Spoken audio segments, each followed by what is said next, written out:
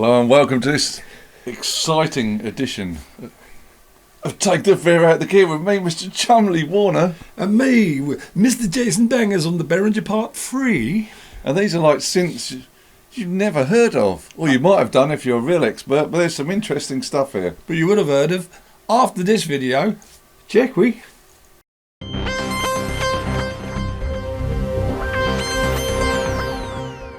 So the first discovery, after a long search of the internet, Behringer are bringing out something called the JT2, which is like a two-voice desktop version of the Roland Jupiter 8. Never heard of this? No. You've probably seen in our last video we were talking about the JT16, which is like the one with the keyboard. So this is JT2 is the desktop version they're apparently going to do. Well, it's exciting, isn't it? And this next one, I've never heard of it. It's called the Spice. Yeah, sounds like something that the Mancunians like. Yeah. Spice. And basically, if you can imagine a Crave case, and it's in the same case, and it's a clone of the Moog Subharmonicon. So they've done a little sneaky Moog clone again. Yeah, okay, and you said Moog, not Moog, which is happy days for me. Yes. And they reckon it's going to be about $250. Yeah, not bad. So if you've got the Crave, the other one in purple I can't remember, yeah, then you'll want the Spice. Yeah, what was the one in purple? I don't know. The drummy sound one, yeah. Yeah. Oh well, answers in the comments for our lack of memory. We've got Purple Haze. Yes, and then this one's going to be exciting. This one's going to be called the Behringer 2XM, and this is going to be two Oberheim SEM modules in one case, and they reckon it's going to be about $299 again. So anything Oberheim clone for like less than $300, it's got to be good. If you can put it down on the tape or hard drive and it deceives the ear and you think it's the real thing, happy days. Because seriously, Oberheim stuff is mega expensive. We're going Breaking Bad at the moment. We have a fly in the room. Yes. I'm going to be Walter White, you're going to be Jesse Pinkman. So you should be the one to catch the fly and I shall be the one who falls asleep. And now I've got to be careful with the next pronunciation of this. Oh, here we go. We're very good at pronunciations, us. Yes. Oh my goodness. Yes. Polovic. Yeah, I'll let you do that then. This is going to be the Behringer Polyvox. Oh, I see. See, Polyvox. Now you've said it. And basically, Behringer are working. Polyvoice. Yeah, Behringer are working. The Polyvox was like the Russian mini Moog. So Behringer are working with the original designers of these, and they're going to bring out. Well, I think it's going to be like similar to the Model D, like the Russian mini Moog. What's the point?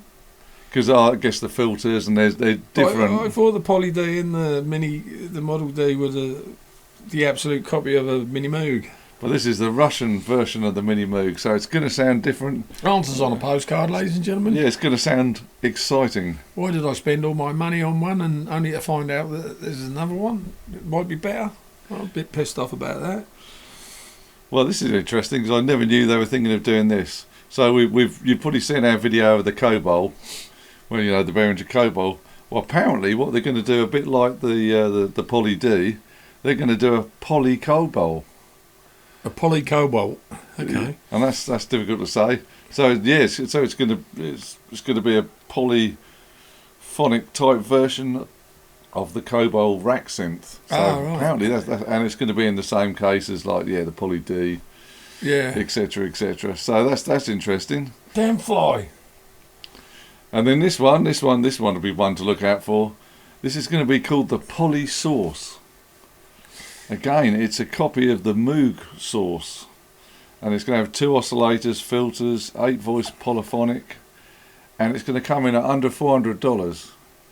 Okay. Which is going to be good because obviously a Moog source, I don't know how much they'd be. Answers in the comments, probably maybe $1,000 or more. Yeah. I nearly bought a Moog Fatty once from Cash Converters, didn't I? Yeah, should have done, really. Well, you stopped me buying it, you damn fool. I was going to buy it and you talked me out of it. Yeah.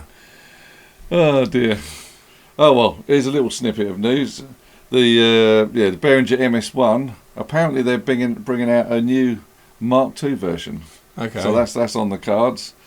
And then if this comes out, I think there's been possibly some pictures of it. It's the clone of the Yamaha CS80. which is going to be amazing. And I think Behringer possibly, they were going to call it the DS80, but there's word that they might call it the VS80. So there you go, and that'll be exciting when that comes out. And rolling along, the Pro 16. So this is a copy or clone of the Prophet 5, which will be amazing. So it will have 3 times more polyphony than the Prophet 5. It'll be multi-timbral, LCD display, all upgraded. So that's going to be amazing. What sort of money's that going to come in at? No sign, no news. So you got to understand that when we're telling you something about something that's going to come out in the future and there is no price, it probably means there's going to be a good few years as yet. So even though we're kind of plugging it, advertising it, getting excited about it, we might not see one for a while. If there's no price, I always think if there's no price associated with it, it's pie in the sky at this moment. Yeah, and do you agree, or am I talking out of my hurrahs? No. I think if you look at the UBXA they've done, the Oberheim copy. Yeah. If they're doing a Prophet 5 copy, you'd guess it'd be around the same price. I don't know, $800 to $1,000. That would be a guess anyway. We want our toys. We want them now. We want to be able to buy them and not pre-order them. We want them on our plate, mate. We want to play with them. Make some music for you. Come on, bring it to the table. And then we've got 2 final ones. I think we mentioned this before. It's going to be called the Poly8. So it's a copy of the Korg Poly 6.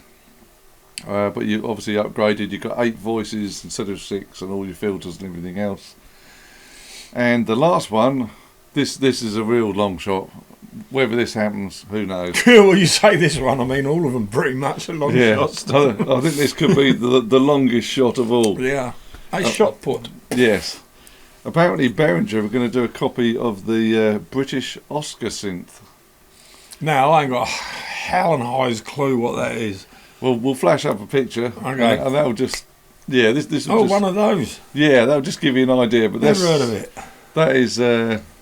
I think more, is that the Mac Daddy or something? Because I don't know what it is. No, it's like an old British synthesizer. But I think really? Pigs might fly before that one comes out. I mean, well, how old is this old synth that we're showing a picture of, and how much do they sell for second hand, and are they available? Well, Oscars I think were built similar like the Wasps and that in the 70s. Okay. Probably very expensive nowadays if you've got a working one. But yeah, right. that's the end of the list of the unheard and what's coming at some point. What we like about Behringer is the fact that they might make something like the RD8, right? A copy of something that is very expensive to buy second hand and really hard to get hold of in good condition and staying in tune. That's what we like. Stuff that's cheaper but almost identical, probably more reliable because of the age. That excites us quite a bit. And that's and have you seen, my God, have you seen that new compressor, the 305, is it? I can't remember the name. I think it's 369. 369. The Neve copy, yeah. Wow, you got to tip your hat to Behringer on that one. I mean, that thing sounds just like a Neve. You've seen the side-by-side videos, and there's a guy who's done a really good video on that. There you go, as a Behringer feast for you.